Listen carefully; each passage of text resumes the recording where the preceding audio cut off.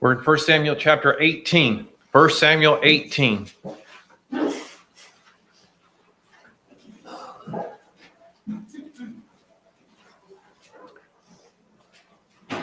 Let's pray together. Our Holy Father, we're so thankful for this another day, for this first day of the week, for the blessings that we've enjoyed over this past week, Holy Father, physically, but more importantly, for the spiritual blessings that have been ours because of heaven's love for us. Your love in the sending of Jesus, his willingness to come, the Spirit who's told us his story, and the angels, Holy Father, who minister in the ways in which you see fit. Thank you for this time we have now to study from your word. Help us as we do so, Holy Father, to learn from the things that were written about events that happened long ago, but still have application to our lives today. In Jesus' name, amen. It occurred on a day that Jesse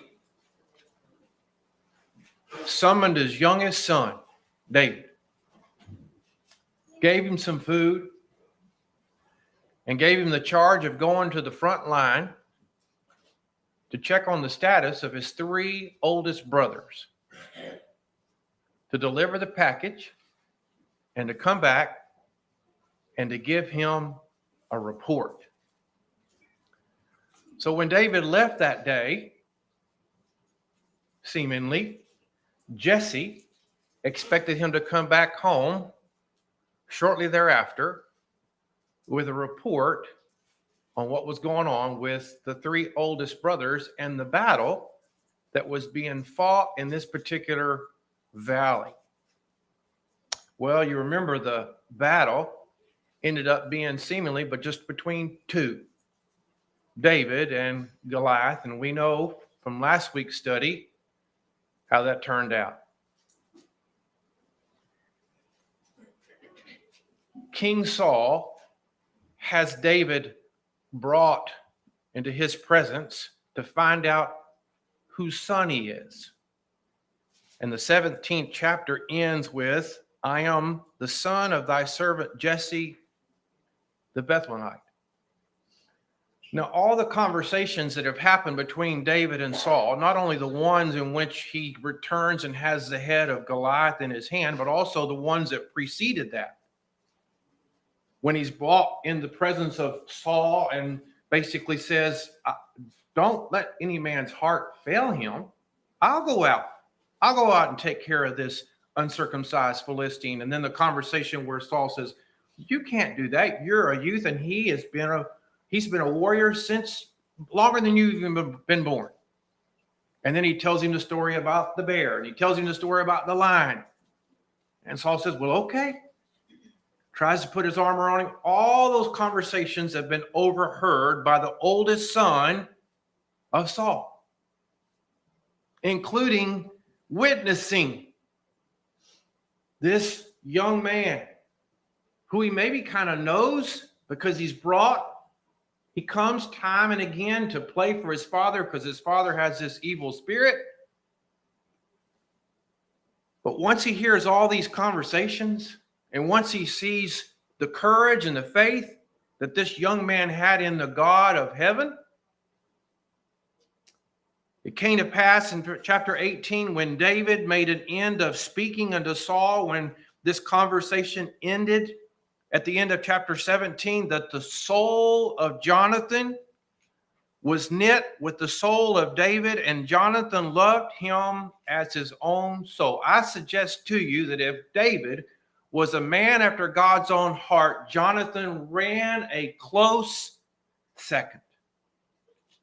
If you take into consideration the position Jonathan is in and what his future holds, who he is going to be, and then he begins to consider who this person is and his actions, the love that Jonathan had for David, I'm telling you what, that's the kind of love we need. And we ought to all strive to be Jonathans, to love like he did. Well, David, as far as what he did, being a shepherd, going back and forth, That all changed that day. Because Saul took him, David, that day and would not let him go no more home to his father's house. Have you ever stood in the shoes of Jesse? He sends David off, expecting David to return. Seemingly, David doesn't return right away, but at some point in time, somebody does. Is it possibly one of the three oldest brothers who comes walking up? And Jesse says, "Where's David?" And they begin to tell him about the battle. And David goes, "Wow, I knew there was something special about that youngest boy of mine." Jonathan goes so far in verse 4 to strip himself of the robe that was upon him and gave it to David. He gave him his apparel, gave him his sword, gave him his bow, gave him his girdle. In essence, what does he tell David? You're the one. You're the one that's going to be king, not me. You talk about love. And David went out wherever Saul sent him and behaved himself wisely. He prospered. And what a promotion. Saul sets him over the men of war.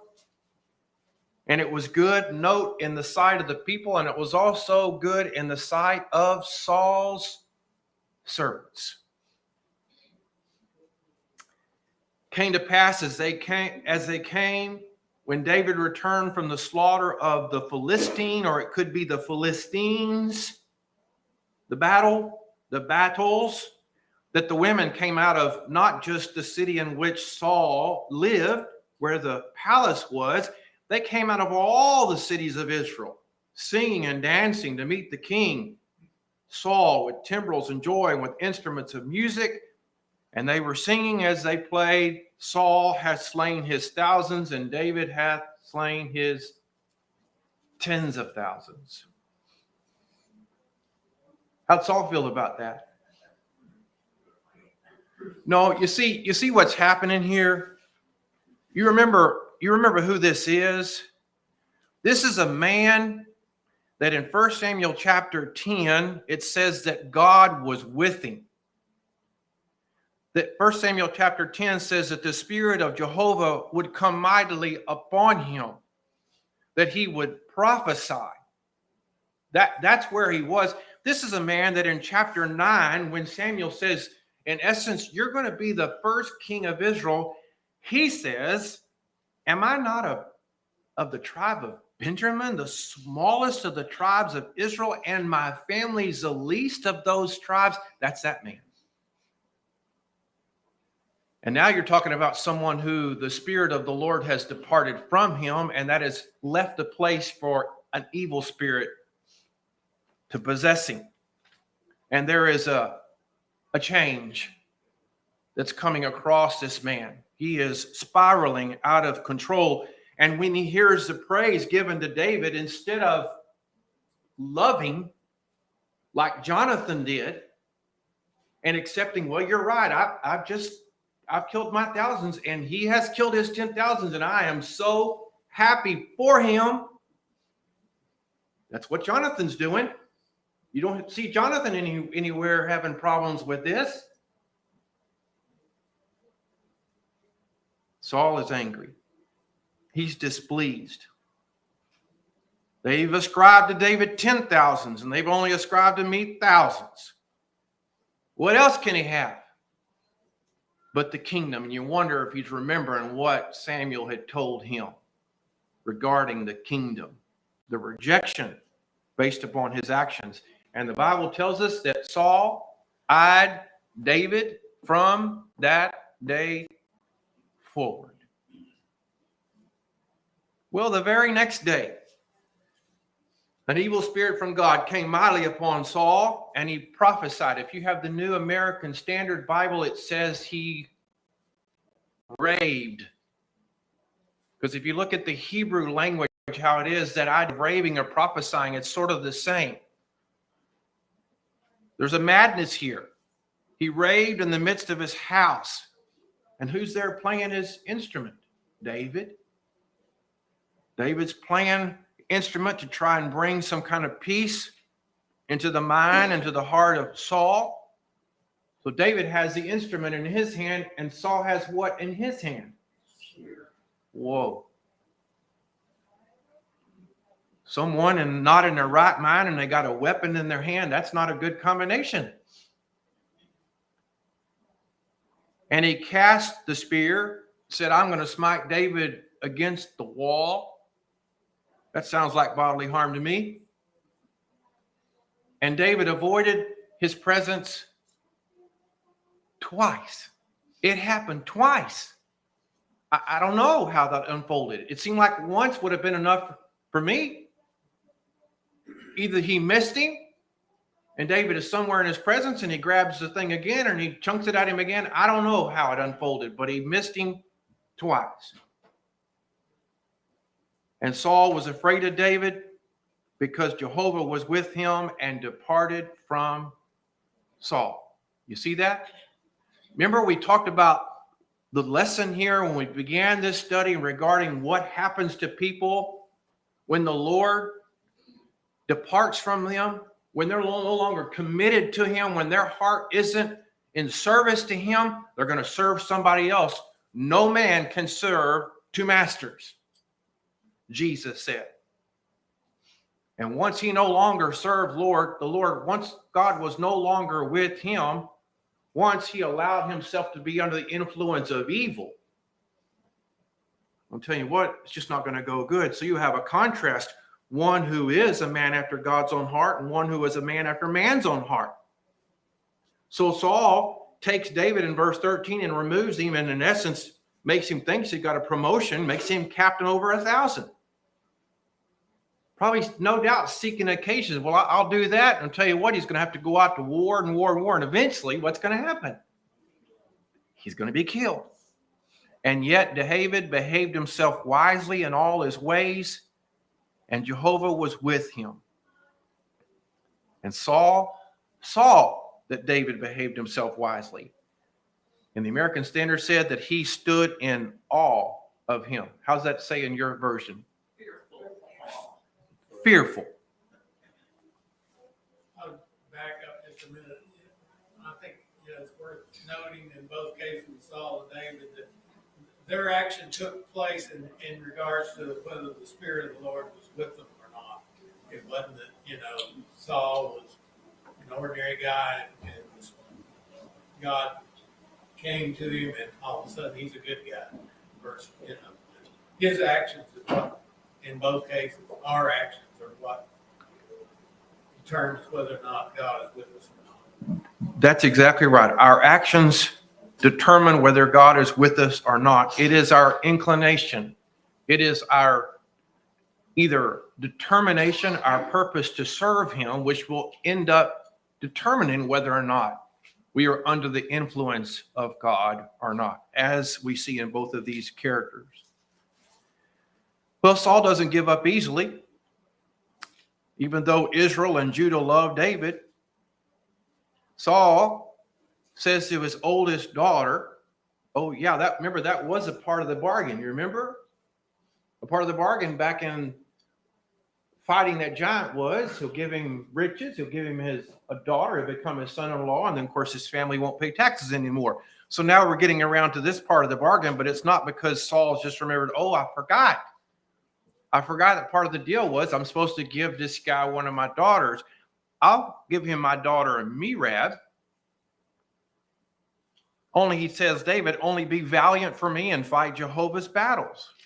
For Saul said, let not my hand be upon him, but let the hand of the Philistines be upon him. So he still just seeks an occasion where David would perish in battle. And David's response, when Saul says something regarding him becoming his son-in-law, is what? Very similar to what Saul's response was when Samuel said to him, you're going to be the next king. David says, who am I and what is my life or my father's family in Israel that I should be son-in-law to the king? Now, if you think that is unique to David just at this juncture of his life, that this is sort of out of character for him, just wait. Because somewhere down the road, God's going to give this charge regarding the building of this temple. And David initially is going to want to do that. Although he won't, his son will. But his language then in 2 Samuel will be, who am I that I would do such a thing? And he even writes the 8th Psalm expressing the same sentiments.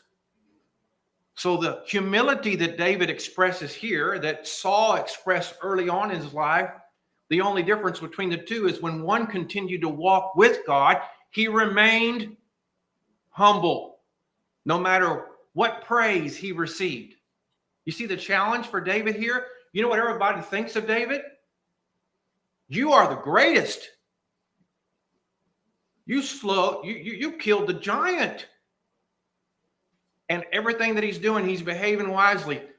He's being praised upon praised upon praise. And what is the tendency when someone is praised and praised and praised? Oh, guess what? You're right. All of a sudden, his head is as big as Goliath. Not happening here. Why? Because he continues to walk in humility before God. He recognizes who he is and who God is. And that's exactly the charge you and I have. To be reminded as far as who we are in the presence of God, what God has done for us. That no matter how talented you may be, no matter how blessed you may be from the standpoint of building up businesses or doing whatever you do talent-wise, that you are a forgiven sinner, a child of God, saved by his grace and only by his grace. And not by a thing that we've done, only rendering obedience to the very commands that he has given. Who am I, he says. One thing to think about is as we work in this world, that we do a job. Why do we do that job? To please our boss, whoever it might be. We don't do it to get praise. That's right. We need to do it respectfully and thoughtfully, do the job that we're given to do and to do it right. That's right. We do the things that we do. If they bring about praise, we are thankful for that from the standpoint of it goes, okay, well, seems like I'm doing my job good. My boss has recognized me and I'm thankful for that. But it's not what motivates me to go and do that job on a daily basis. That's because I go to serve and do it for the one who really has given me that job or whatever ability I have to do that. And that same thing goes in regards to our talents as far as serving one another in the Lord's church. No matter what that may be, no matter what that responsibility may be. Well, it came to pass at time when Saul should have given her to David as a wife. She was given to somebody called Adriel, the Maholathite, to wife. Well, if you want to look ahead to 2 Samuel chapter 21, that won't turn out too well in regard to their offspring. But we'll look at that at some point in time. And Michal, Saul's daughter, the other daughter, loved David. And that was told Saul, and that pleased him. He said, well, I will give him her, that she may be a snare to him. Saul commanded his servants in verse 22, go talk with David. Says the king has delight in you. He still wants you to be his son-in-law. And David said in verse 23, seemeth it to you a light thing to be the king's son-in-law, seeing I am a poor man and lightly esteemed? You still see that same humility, but he's also recognizing something else in regard to his financial status. Obviously, he hasn't been made rich by the king yet. That was supposed to be part of the deal as far as killing Goliath. And if he's going to marry the king's daughter, now the king is, in essence, David is thinking, I'm going to have to pay something to do that. What would that be? Yes, a dowry. Although that was never spoken of by Saul when he said, whoever goes out and kills the Goliath, I'll give you my daughter when he pays me the dowry. I'm going to give him the daughter. But now David's thinking, well, again, as far as being able to pay that dowry, I'm not sure about that. I'm a poor man, lightly esteemed. You see how David is still seeing himself? Although what he's accomplished already is just amazing, he still sees himself through the eyes of that shepherd boy. So they come back and they tell Saul what David said. And Saul then says, well, send word to him again and says, I'm not going to require a dowry. So you can calm down, David. I'm not going to have to make you pay some money. I just want proof that you've killed 100 Philistines. And the Bible says that when the servants told David these words, it pleased David. Now, I'm just amazed by that, right? But that's the kind of confidence David had. Not in his own ability, it's in who he served. Now, he had ability. David is a warrior. If you've read these books, you're going to continue to read these books. There's going to be some battles that David is going to fight, not against just one giant. There's going to be giants ahead that got 6 fingers on each hand and 6 toes on each feet. Sons of the giant he's going to go up against. You want me to go kill 100 Philistines? Oh, yeah. Man, I can do that. I couldn't come up with any money, but I can do that. So he arose and went, he and his men, and he comes back and he doubles, right? 200 Philistines. Now you think about how that would be from the Philistine standpoint. Not only does David now killed your giant, your leader, the best of the best, he's now killed 200 more, and then he defiled their bodies. That's not going to sit well with them. Saul, verse 28, saw and knew that Jehovah was with David, and Michal, Saul's daughter, loved him. And Saul was yet more afraid of David. And now note, and Saul was David's enemy continually. You see the change? The princes of the Philistines went forth. Sure they did. Came to pass as often as they went forth. That's the idea of battle, that David again led his men into battle and behaved himself more wisely than all the servants of Saul. Any comments on chapter 18? Yes, ma'am. Verse 10 says, the next day a harmful spirit from Lon. So Sister Diane points out that it came to pass on the morrow that an evil spirit from God came mightily upon Saul. And again, there's been no change in that language. In fact, when it first happened in chapter 16 and verse 14, the spirit of Jehovah departed from Saul, and an evil spirit from Jehovah troubled him. A couple of ways we can look at this. First of all, I might just come out and say, can God cause an evil spirit to come upon someone if he so chooses? Does he have that right? He allows Job to be troubled. He allows it in his divine providence. He could do it to try to bring about a change in someone. You're going to see people in the New Testament who are, again, possessed with demons. Jesus is even going to teach about this idea of demons once they go out, that something good needs to be put there because something good isn't put there. What will return will be even worse. So we could look at it that way.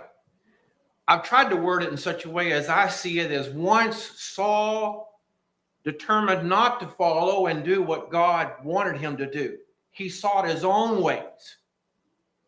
And once he quit walking with God and started serving himself, and God removed the influence from him, that left a cavity. And if God doesn't fill that cavity, who will? Absolutely. Absolutely. So it's something along that line as best I can tell. But for me to say, well, that's not fair of God, I need to be careful about that. What I think is fair in regards to God, I need to be careful about that. We're talking about God. And might I remind us that God can do anything that he pleases. He is sovereign. I know what his desire is for all mankind. And he's always going to act within the confines of what he wants for all mankind, which is salvation. And I can trust in that. And if he so chose on this occasion to send an evil spirit, well, you know what? He's sovereign and he has the right to do it. This isn't the first situation where you have a study like this. You can go back and look at Pharaoh. And the Bible will point out that God did what to Pharaoh's heart? That's exactly right. The Bible also points out that his servants hardened his own heart. The Bible points out that Pharaoh hardened his own heart. So these challenges to our being able to understand are not unique to just Saul. It's the best I can do. Anybody else? I was wondering, I don't think we have an answer to this question, but, you said back at the start of 17, before Goliath, it had been about 8 years since David was anointed. Do you think his dad knew he was anointed? Did the family know? And because, Jesse sends him out as a shepherd boy, and then he doesn't see him again, but he becomes attached to the king and later becomes king. Basically, he goes out a shepherd and would come home a king. Sure. So the question would be, does the Bible seem to teach that when Samuel came and anointed David on that occasion, did any of his family have any clue in regards to what that meant? And we kind of looked at that and thought, well, if his father did, it was odd that he would send him back out into the field to shepherd when really he's a lot more important than a shepherd now. And there's no change whatsoever in regard to that. His brothers for sure don't seem to understand what it is. Seemed like it was sort of misunderstood or not understood what that really meant. It was something. They knew it was something, but not till probably it came to fruition did they really understand. Anything else? It's a good question, Sister Diane. I don't. Those are ones that I'm not sure have just the clearest answer. Yes. There was one commentary I read on this that took the position that if he was actually prophesying, not just being out of his mind, then the whole idea of him becoming angry was because of the prophesying. So the things that he said drove him into the rage that then resulted in him throwing the spear. So that might be something that would help us in understanding that too. He's throwing this spear. Is he throwing this spear because he's in his right mind? No. That's the thing we're trying to keep before us all along. That's an easy question to answer. And so when we begin to see the influence that evil has on people's lives, you know somebody, and this is where they start at point A. God's with them. The Spirit is influencing them through the Word. You're seeing them walking hand in hand with the Lord. And then they begin to deviate from that. And it's just a small deviation at first. But it just continues, and that gap just widens and widens. And now God no longer is with that person. They're now basically under the influence of evil spirit, Satan. And then something happens in their lives and they do something. And the question is asked, well, how could they even do that in their right mind? And the answer is they're not. They're not. And that's a lesson from us. Is anybody in here listening to me this morning beyond Saul and doing what Saul did? You think Satan has given up on us? You've reached some particular age, some point in your life where you say, well, I'm just going to leave her or him alone. 65 years, they're exempt. It's not going to do it, is he? Not going to do it. So we have one another to try and continue to help us. But we have this to show us something that happened so long ago that's happening in this life, in this man's life, shortly, we're going to look at how he considers, what he considers David in his relationship. And you're going, well, that is just crazy. How has he got to that point? You just give Satan an edge. You just give him an inch, right? Oh, he'll take an inch at first. And then how far is it going to be somewhere down the road? What's he wanted to? He wanted to destroy Saul, but he wasn't going to stop with Saul. He'd move on to his family, his influence, everything about him. Yes, sir, Brother Randall. If we consider this as part of our learning process, as we come to worship, we worship with the saints. We worship God. We worship Him each time. And even during our lives, we worship our Father each day. Every time we skip, every time we don't show up because of our own choice, then we become a little bit weaker. And as that gets bigger and bigger and bigger, we start to end up like Saul. We lose our connection with our Father. We should never give place to Satan, no matter what it is. Saul speaks to Jonathan, chapter 19, to his servants, and he says, kill him. Man, did that not put his son in a bad position, especially in light of his and David's relationship? But did it not put his servants in a bad position? Because you and I read in chapter 18 and verse 5 that David behaved himself wisely, and it was good in the sight of all the people, and it was also good in the sight of Saul's servants. So the very ones who have this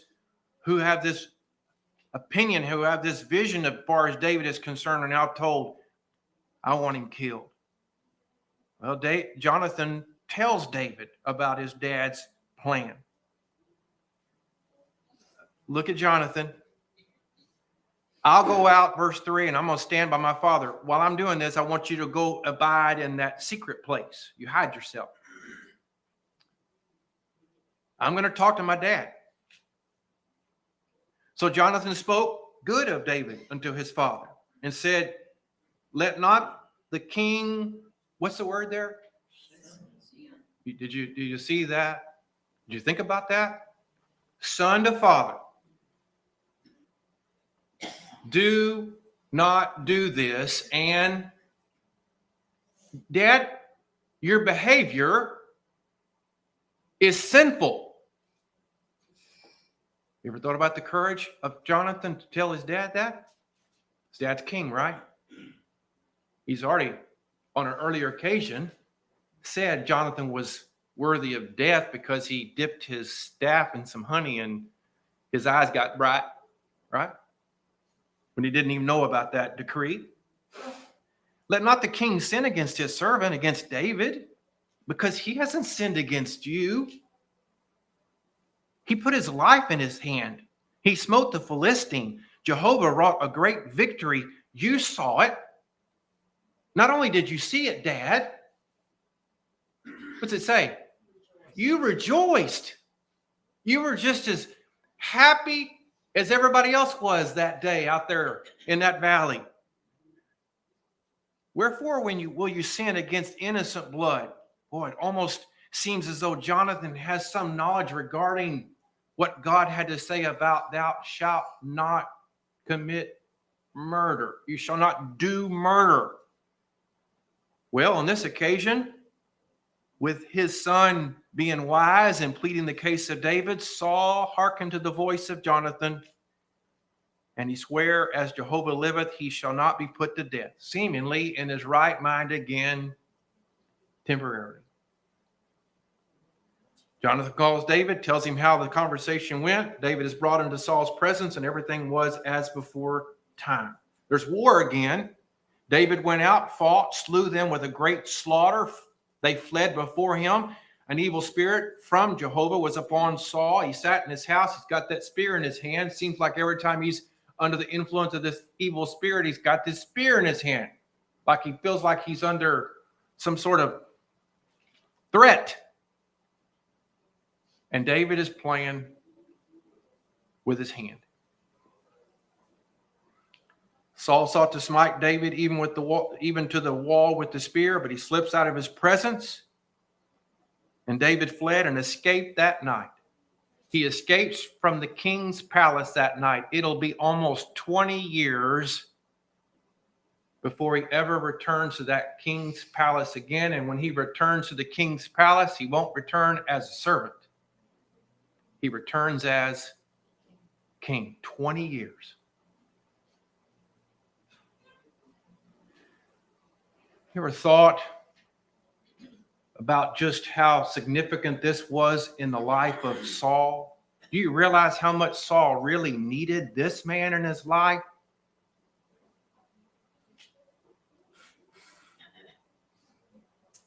And now he's gone to the point where the consequences of his own actions are just seemingly unrepairable. Well, I guess he knows where David goes. David goes home. So Saul sends messengers to David's house to watch him and to kill him the next morning.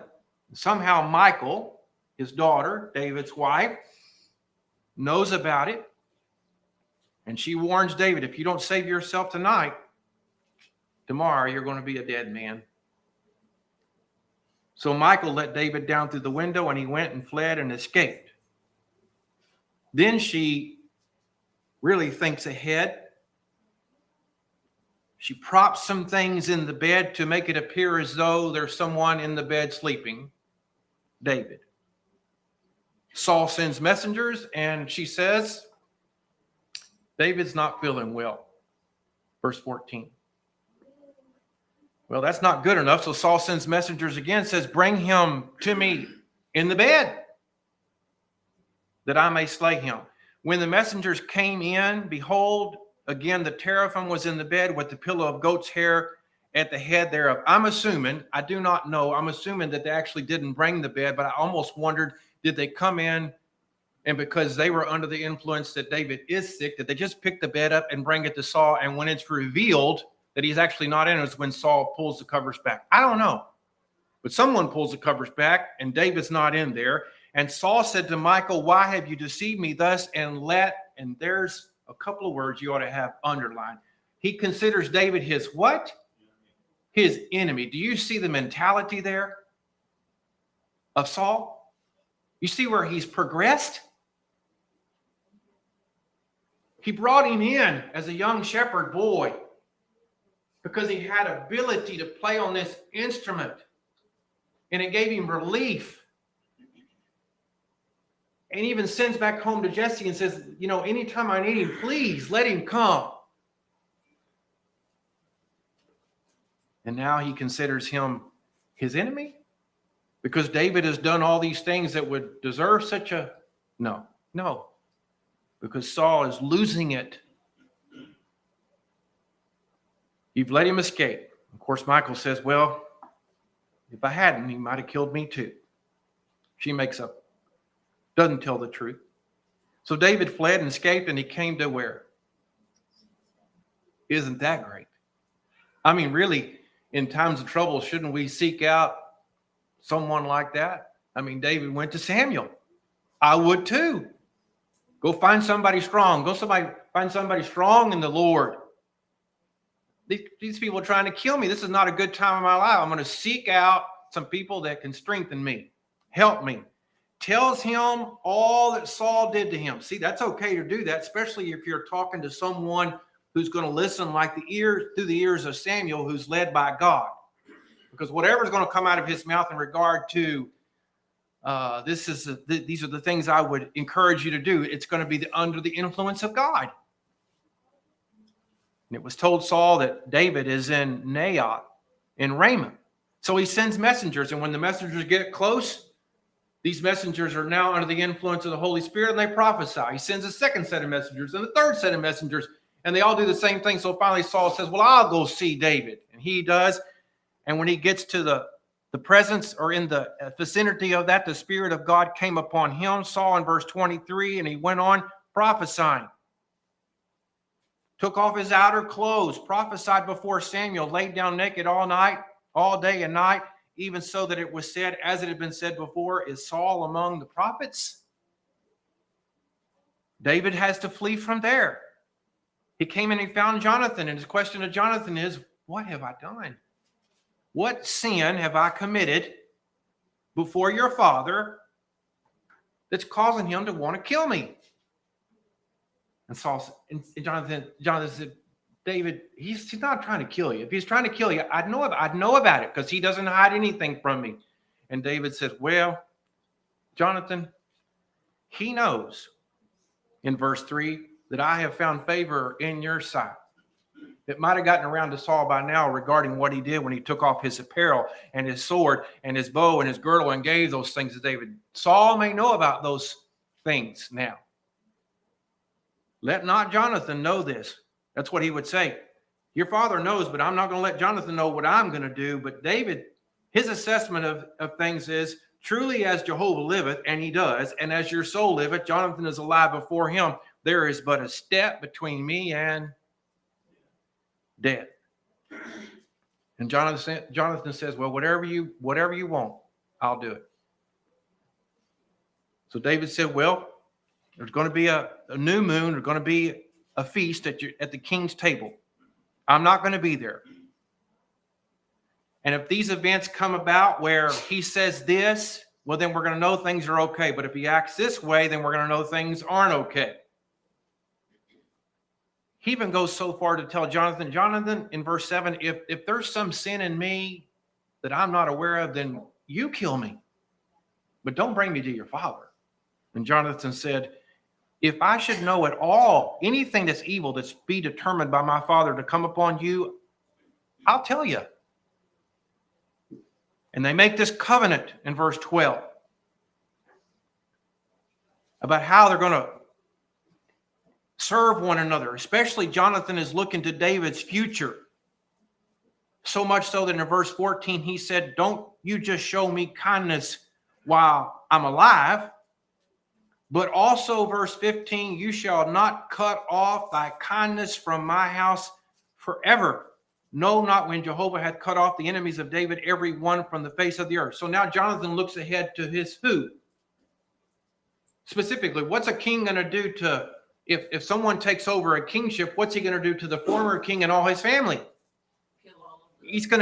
He's going to kill them all. And Jonathan is basically looking ahead saying, listen, because of our covenant and our love for each other, do me this. Even if something happens to me, please show this same kindness and love toward my family. Will David do that? Well, sure he will. He's going to find an offspring of Jonathan somewhere down the road. And he's going to take care of him. He's going to have to because of his oath and because that boy can't walk. And that boy's name starts with an M. Did y'all hear George? Mephibosheth, the son of Jonathan. We'll get to that. So they say, okay. Verse 17, Jonathan caused David to swear again for the love that he had toward him, for he loved him as his own soul. Tomorrow's a new moon, Jonathan said. You're going to be missed. Your seat's going to be empty. And when you have stayed 3 days, thou shalt not go down quickly and come to the place. You shall go down quickly and come to the place where thou dost hide thyself. Verse 19, when the business was at hand. That's that preceding secret place of the previous chapter. I'm going to come out. I'm going to shoot a couple of arrows. I'm going to bring some with me. And based upon what I'm going to say, you're going to know based upon what I say to the lad regarding these arrows, you're going to know either my father is determined to do good to you or he's going to do evil to you. So David hid himself in the field, verse 24. When the new moon came, first day comes, the king sits down, Abner's to his side. Jonathan is standing there and David's place is empty. Nothing is said by Saul. Second day, verse 27. David's place is still empty. Saul says to Jonathan, where's David?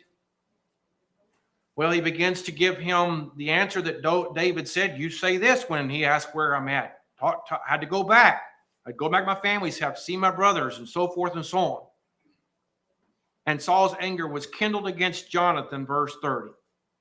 You are a son of a perverse, rebellious woman. Now he's being mean.